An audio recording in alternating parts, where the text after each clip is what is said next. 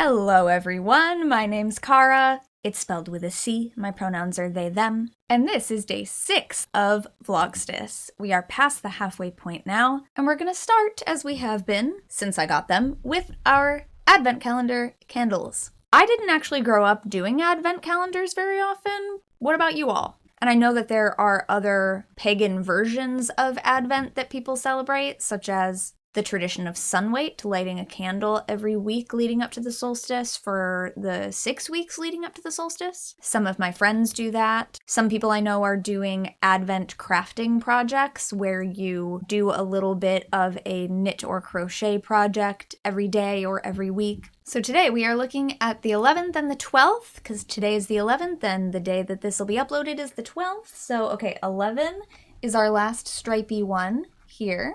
It's in a red jar, and then 12 is here. Green jar, red box. So number 11 first.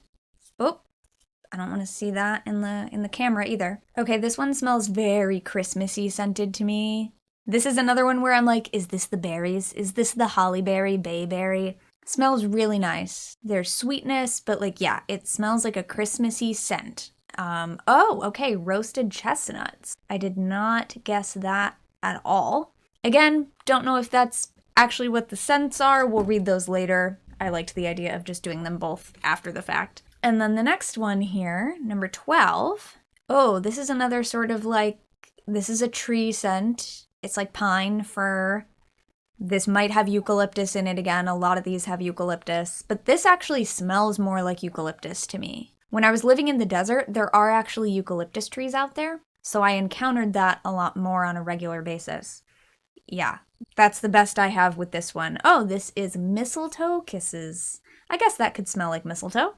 It's definitely a tree scent. It's planty. So what was it? Roasted chestnuts. It says is cognac oil, rum raisins, and nutty almond. So this should smell more like a cocktail. Cognac, rum raisin, and almond. But it's supposed to be roasted chestnuts. I get it. It's a vibe. It's a Christmas vibe more than an exact thing. And then mistletoe kisses is... I'm not even kidding. The first ingredient it lists, or the first like scent note it lists is green. It smells like green. And you know what? It's accurate. It says green, jasmine, and peony. That makes a lot of sense, actually. A lot of sense. So yes, that one makes sense to me, not as mistletoe per se, but it actually kind of reminds me of the things that it says are the scent notes. So I'm going to go ahead and get this out of the way. And I actually don't have a lot of time again today. I have to go eat some dinner really quick now before I have a meeting. And my meeting is going to go pretty long, so I know I'm going to be up late editing this. But today I want to talk about my Reclaiming origin story. So at the very end of last month, I posted my director's commentary of me going back and commenting on and going over my Finding Wicca video from 16 years ago. But now my story is quite a bit different, and I think that while I don't identify specifically as a Wiccan now, that story that is being told in that video is essentially, in ways, my witchcraft origin story. Because I definitely still talk about the fact that, like, I knew about witchcraft, I was drawn to it, I knew about it from folklore and fairy tales and TV shows, and then it was my cousin mentioning to me that she was Wiccan that made me realize, oh, this is a real thing, it's not just a thing in movies and TV, and then I started learning about it and studying. But there are other things that I didn't talk about in that video, like we had numerous friends who were involved in spiritualism and meditation groups and a lot of New Age practices that provided opportunities for me to get in touch with alternative spirituality. And my mom was also interested in those things. So even though my mom is not a pagan, doesn't identify as pagan or a witch, we had some shared interests that allowed me to have the opportunities to be exposed to those ideas and practices.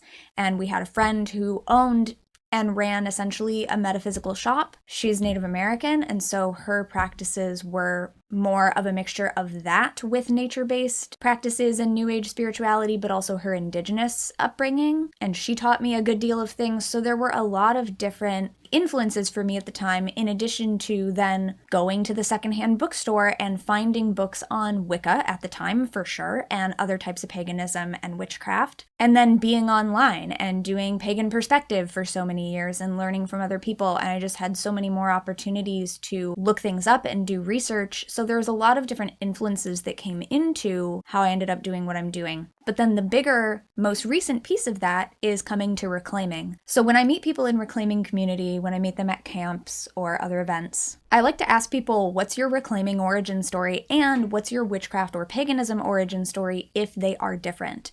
Because for me, they were different. If we're talking very loosely, I was definitely doing magic as a child, but I don't consider my path in witchcraft to have started then because that is before I could have named it. It's before I knew that what it was. It's before I would have claimed that as a self-identifier. Certainly nobody else in my family was using that terminology, but I was doing magic from a young age. I wouldn't say that I'm a witch because I think that there's more to that, but that you could call that the beginning of my path or my practice. So I was very, very young, but I started consciously, on purpose, studying modern paganism and witchcraft when I was about 10, 11 to 12 years old. So my origin story for that starts very early. My reclaiming origin story is a little more recent. I've been actively involved in the reclaiming tradition now for 10 years. This season has been the 10th anniversary, but I became aware of it a little bit earlier. It was in my orbit a little bit earlier, and really for that, the folks I have to name are Dancing Rabbit and Feather from the Pagan Perspective. Very early on when we were working together on the Pagan Perspective collab channel, which still exists on YouTube, but it's no longer an active channel. There's nothing new going up there, but all the videos are still there. I organized and did videos weekly for that channel for over a decade, so there's a lot there too, but in the early years of that, Dancing Rabbit and Feather had mentioned to me, based on some of the stuff that I would talk about, that I might be interested in this book called The Spiral Dance by Starhawk. And that's really all it was, is that they recommended this book to me based on things that I had been talking about and like, hey, it sounds like you might be interested in this. So the next time I went to the secondhand bookstore and was looking around, when I saw The Spiral Dance, I don't think it was the next time I went, but the next time that I went when I did see that book, I took it off the shelf and I took a look at it and I read the back of it and I put it back on the shelf. Now, why did I do that?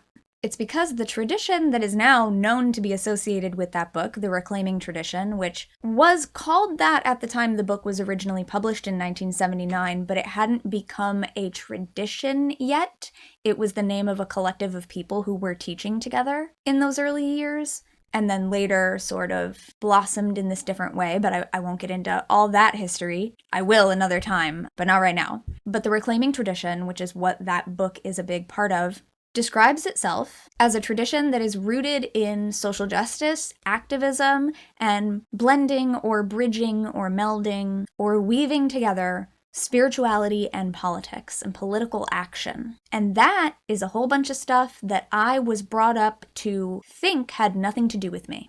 So I was quite scared of that, and I was also just very intimidated by it, and I thought, oh, that's not me, and that's not who I am, and I put it back on the shelf. Of course, if this was, my life is being narrated by somebody, a disembodied voice narrator would be like, little did they know. Little did they know. Because, of course, I was an activist already. I was already concerned about various causes, but I didn't connect that consciously in my mind because I wasn't brought up that way. I wasn't taught to think of things that way. So it took some years, but of course when I got to college, I started participating in things like the queer student group, and they would do things like go around having people sign petitions in support of same-sex marriage in our state when that came up on the ballot, and I was going out and doing these things. And they would do demonstrations on campus in coordination with other nationwide protests and things that were happening. And I participated in those things on campus. And it was sort of through that and my friends there who were actively part of these things that I realized, oh, yeah, this is activism. This kind of stuff that I've always been doing. And then I started to retroactively think about I've been talking about pagan rights and, passing on stories about how pagans have fought for legal recognition here in the United States. I've been talking about that kind of stuff for years. Of course, these are things that I care about, but it never occurred to me that that was activism or that that was political. And so there were multiple times that I went back to that store and there were copies of The Spiral Dance, and I looked at it and I was like, I don't know, something still doesn't feel right. And then I'd put it back on the shelf. And I don't know how many times I did that, but it was multiple times and the book was still there. And then finally there was a time, I don't remember exactly what time in my life. I don't know what the catalyst was, what the thing was that finally flipped the switch. But there was a time that I took it off the shelf, I reread the back of it, and I thought, now I'm ready for this. And I took it home and I read it. And this was at the end of my college time, basically. So that might have been part of it, was just that I had kept sort of saying to myself, when I'm done with college, I'll have more time and then I'll be able to dive into some of these things, which is something that Annie, who was also on Pagan Perspective with us for a long time, Mirth and Reverence here on YouTube, that is something that Annie actually reflected to me. After I graduated from college and I started doing more with other facets of my practice, Annie at one point said to me that she remembered that I used to always say, when I'm done with college, when I'm done with this, when I have more time, blah, blah, blah, that I would do XYZ. And she said, this is me paraphrasing, but she basically said that she noticed that I was in fact doing that. And that was an incredibly worthwhile reflection for me to hear, because in the moment, you don't always recognize that sort of progress over time in the way that an external observer, a friend of yours, can notice that about you and offer that reflection to you. So it was Annie who had pointed out, yeah, you always said that you were going to dive more into things after college, and look at you, you did, you're doing it. And I was like, wow, yeah, I did. So it was after, and at the end of college, that I read The Spiral Dance finally. And after that, I really started getting into more of the practice of it. I went back, I found more books. I found the 12 Wild Swans book, which is sort of modeled after the way that a witch camp works. And then after I did that, I reached out to some friends to talk to them more about the types of challenges that are discussed in that book.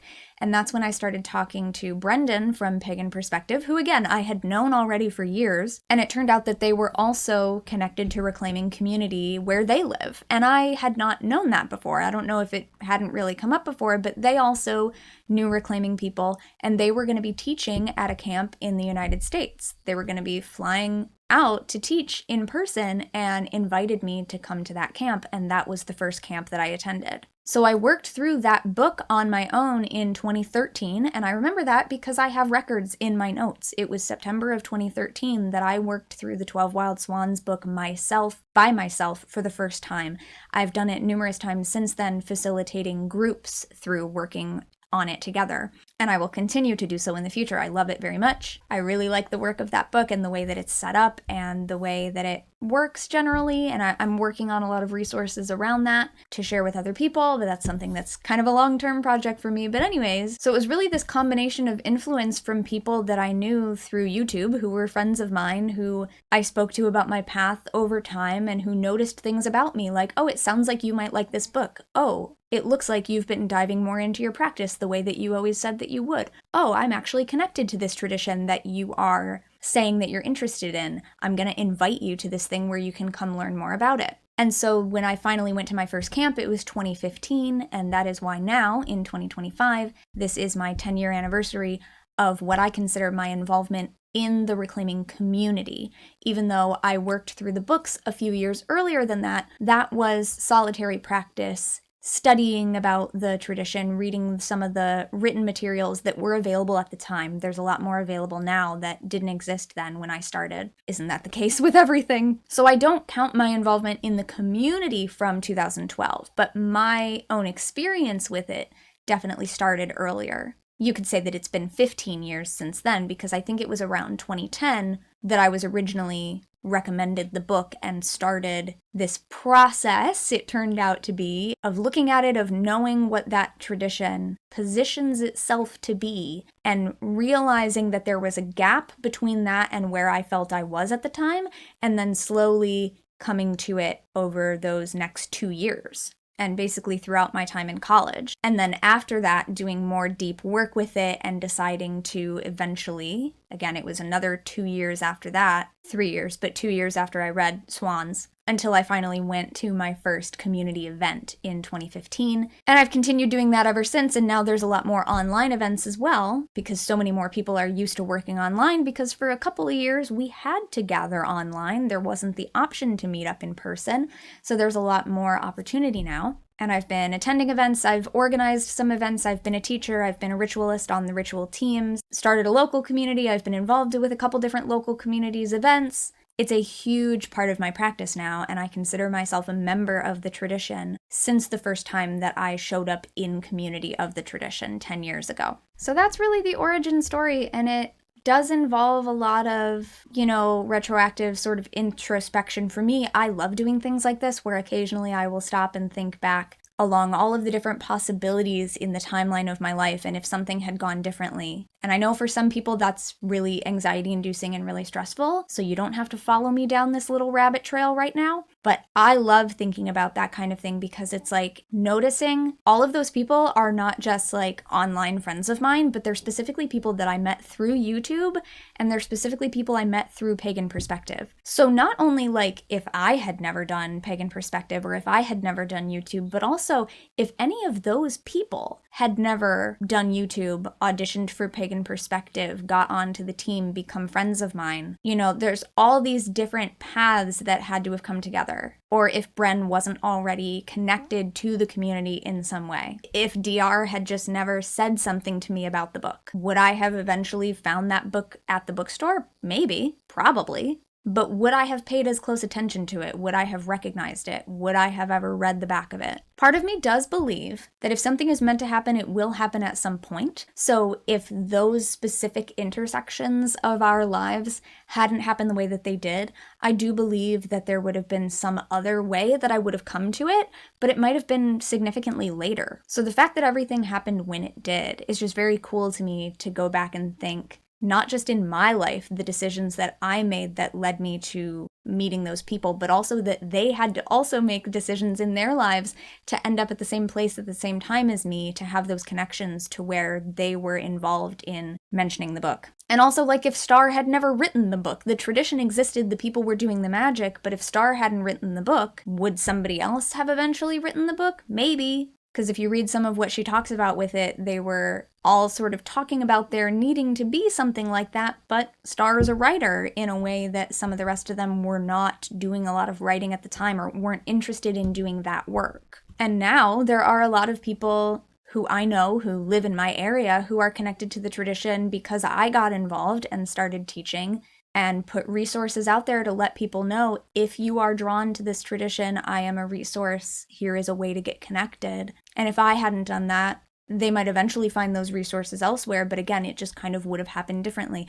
I think it's very cool to think about all of those things and just be grateful for the way that things played out. And are there difficult things about it? Yeah, of course there are. It's working with other people, it's working with other humans. We're all complicated, and our tradition works by consensus process, and that's a really difficult process sometimes for people when you have very different views on something, finding the thing that works for everybody. It's very time consuming, it's very energy consuming. We do it because we believe that it's worth it for the way that we want to be in community. So I have really enjoyed my time in it for the past 10 years. As I mentioned in a previous video, I think, where I mentioned this, and I was joking about consensus process as an example, but it's not for everybody, just like any other specific tradition of paganism or witchcraft isn't for everybody. And as a general rule, pagans don't tend to proselytize. So when I talk about the tradition that I'm part of, it's never because I'm trying to convince anyone that you need to be part of this tradition or that you should or anything like that. For me, the approach that I've always taken with sharing anything about my practice online is that I know what it was like to be that person who had feelings and inclinations toward certain beliefs, and I wanted information about them. And if I couldn't find it, I kept looking until I did. But it's sort of that thing that I had opportunities in my life that just made it possible for me to learn these things when I did very early on, and coming into YouTube, all these other things that aren't the case for other people. And so when I talk about things, I hope that it's just interesting for some of you to hear what I'm doing, even if it's not your thing at all, and I'm not trying to make it your thing. But occasionally I think there are people who are like, that's the thing I've been looking for. And if me talking about it is the thing that makes a connection for somebody to the thing that they've been looking for, I am thrilled and very honored to be part of that thread in the way that other people have been part of that thread for me. And this is one of the ways that we see lineage and legacy and ancestors and descendants, not just as bloodline, but as spiritual lineage, influence, bringing people into community. All of the people who have taught me are my spiritual ancestors. All of the people I have taught are my spiritual descendants. and being part of this larger web of magic and community is just a beautiful thing to me. So I will definitely talk more about other specific things that I do in Reclaiming, because I teach classes and things like that. I'll talk about those another time. I had that on my list to talk about during Vlogstice. But this is the last video of the weekdays of this second week, so I'm taking the weekend off of uploading. I'll see you again with another video in a few days, and that'll be our third week. And there's only 4 videos after this. We've got 3 more next week and then 1 on the solstice. So I will leave this here for now. I do have to go quickly get myself some dinner and then get into this meeting, which of course is a Reclaiming meeting. And then after that, I will get around to editing this. And I realized I didn't talk a whole lot about like the spiritual aspects of like what I was kind of looking for in a community, what I was looking for in theology that like vibes with me with this tradition. To me, that's kind of all connected with how I ended up in paganism and witchcraft at all, but I could talk more about those types of things more in the future. People have asked me about how Reclaiming approaches that, because the way that it was written about in 1979 when the Spiral Dance first came out is different than it was talked about 20 years later at the 20th anniversary edition of that book, which if you're going to read that book, please read the most updated edition, but it is from 1999, so it's also decades out of date at this point, and the community is in a different spot. The global tradition, there's people all over the world.